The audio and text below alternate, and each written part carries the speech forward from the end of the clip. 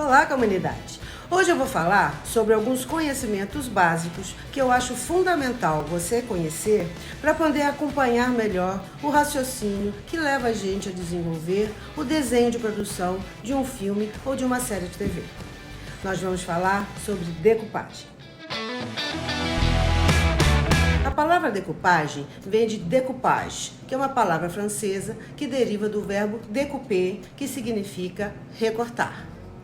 No audiovisual, chamamos de decupagem o processo de traduzir as cenas de um roteiro em planos, definindo assim a narrativa cinematográfica do filme. E o que isso significa? Significa que o diretor precisa definir, junto com o fotógrafo, como será filmada cada cena do roteiro, indicando quais planos serão utilizados para contar a sua história. Um roteiro decupado é aquele que já foi pensado, tintim por tintim, tendo como objetivo a filmagem de cada cena.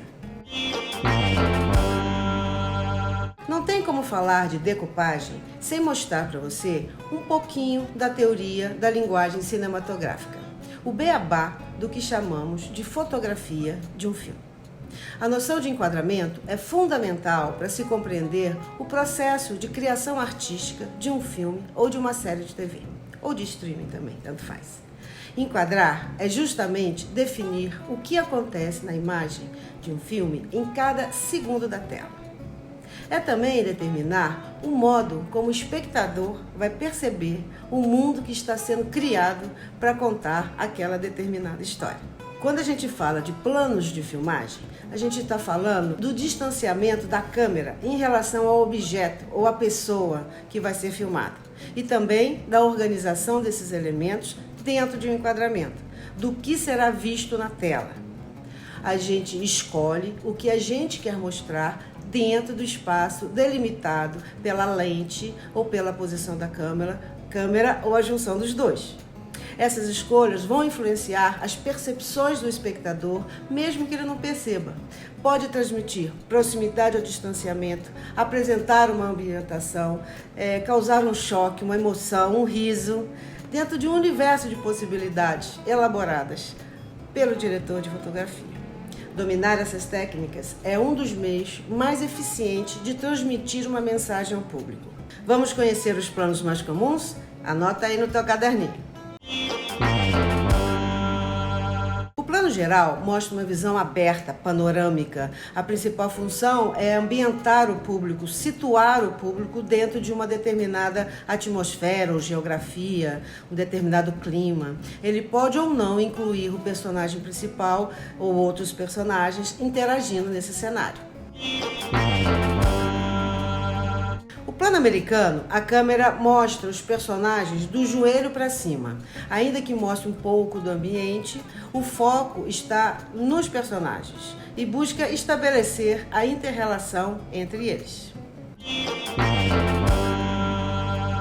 O plano médio enquadra os personagens da cintura para cima. As características importantes da cena ainda ficam visíveis. Basicamente, ele estabelece a relação entre os personagens e o ambiente. O primeiro plano é o famoso close. Esse plano se concentra o personagem dos ombros para cima, eu aqui, ó. A sensação é que estamos próximos, em contato com os sentimentos dos personagens. O primeiríssimo plano, ele enquadra uma parte menor do rosto do ator, um plano de detalhe, como os olhos, as mãos, a boca. Sua função é proporcionar a máxima intensidade dramática. A gente não vê nada do ambiente, mas nitidamente a expressão do personagem. Além do distanciamento em relação ao objeto principal, enquadrado, a inclinação da câmera, o ângulo escolhido, também é usado para causar diferentes efeitos, sensações e emoções no público. A forma clássica de enquadramento é com pessoas ou objetos de frente para a câmera, assim como eu aqui agora. Mas existem 5 posições de câmeras principais. No ângulo normal, a câmera fica posicionada na altura dos olhos de quem está sendo filmado. É um plano convidativo, fala de igual para igual. Vou dar um exemplo com o seriado Handmaid's Tale, que tem uma fotografia sensacional e utiliza muito bem a subjetividade dos enquadramentos de câmera. Nessa cena, partindo de um ângulo normal, vemos June em primeiríssimo plano. O enquadramento escolhido nos aproxima da personagem. O olhar da atriz estabelece uma conexão direta com o espectador, o que proporciona uma quebra sutil da quarta parede. Não é à toa que a gente se torna cúmplice, né? E a gente sofre tanto junto com ela, né? Junto com a sua jornada. Aliás, se vocês ainda não viram essa série, assistam, vocês vão adorar. Nesse caso, a câmera filma de baixo para cima, tornando a imagem mais poderosa, mais imponente. Nessa cena de um diálogo entre as personagens Serena e Tia Lídia, a técnica é utilizada para enfatizar a relação de poder entre elas, destacando quem está no controle da situação. Assim, a gente vê Serena diminuída e Tia Lídia engrandecida em cena.